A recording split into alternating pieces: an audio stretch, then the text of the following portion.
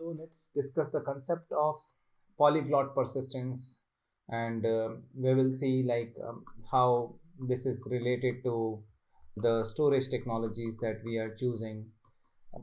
Just to give you some background, before we jump into the topic, if you remember, if you worked on some big data projects, or not just big data, but even in any project related to applications, you must have experienced that in the meeting rooms when we are going in those projects, then there was a discussion earlier, like should we go for MS SQL Server, or should we go for Oracle, or should we choose Postgres, or should we choose some other relational databases.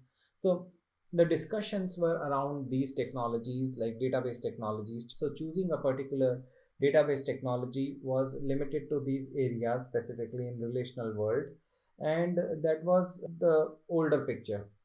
Nowadays, when we go into the meeting room, the discussions are different.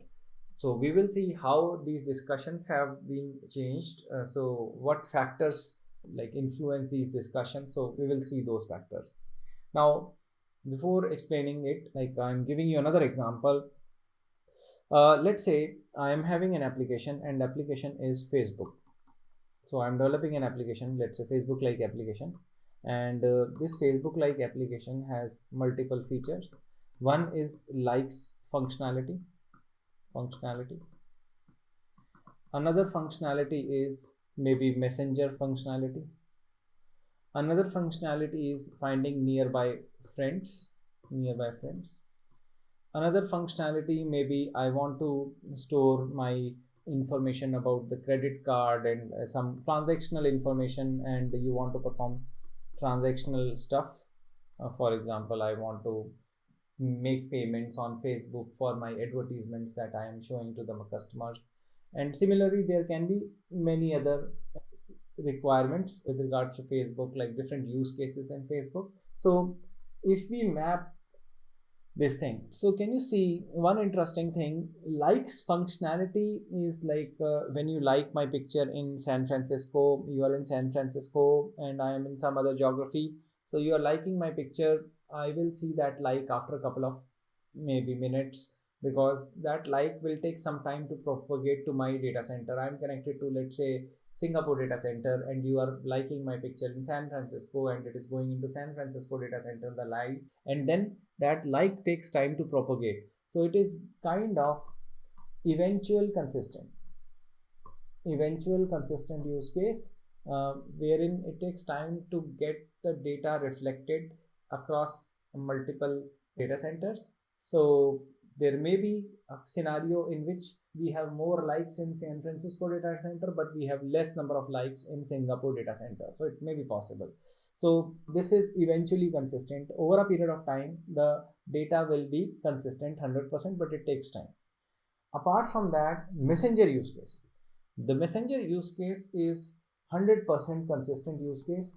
If you say hello to me, and let's say I am saying hi, and during this conversation we are discussing something important, and if your message reaches late, then the meaning of conversation can change. In the group conversation, it is even more critical.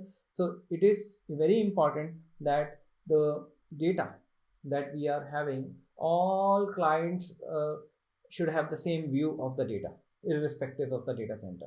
So this is 100% consistent use case. So this is messenger use case. Now, can you see these are two main differences between like HBase versus Cassandra? So the first one is based on Cassandra, like second one is based on HBase, Hadoop database.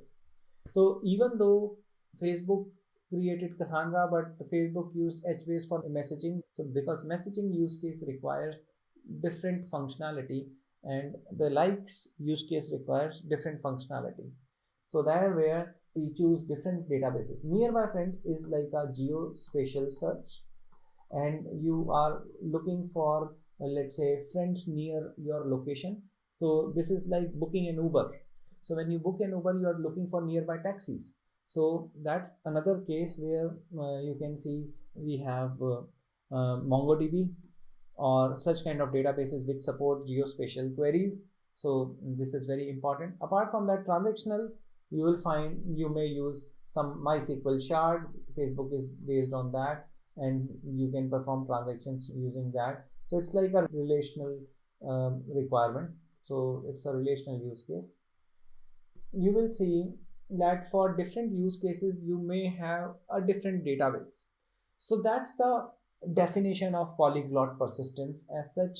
Like it's a tongue twisting term, polyglot persistence. So poly, different variety of persistence, polyglot persistence, it's a spectrum of different storage technologies that you will find in application. So that's why if you build any application these days, the meeting room, you will have discussions. Should we choose MongoDB for this particular use case, or should we choose Cassandra? Should we choose Redis? Should we choose maybe HBase? So there are so many databases in NoSQL world, and within those, some use cases fit more with regards to like graphs. Let's say Facebook mutual friends.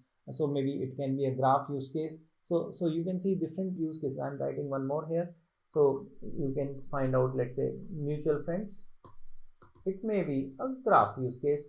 So let me write down graph problem, and for this we can have Neo4j kind of database, Neo4j kind of database.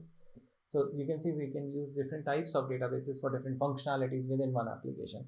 So hope this makes the picture clearer, like what is polyglot persistence and how it is practically useful in different applications.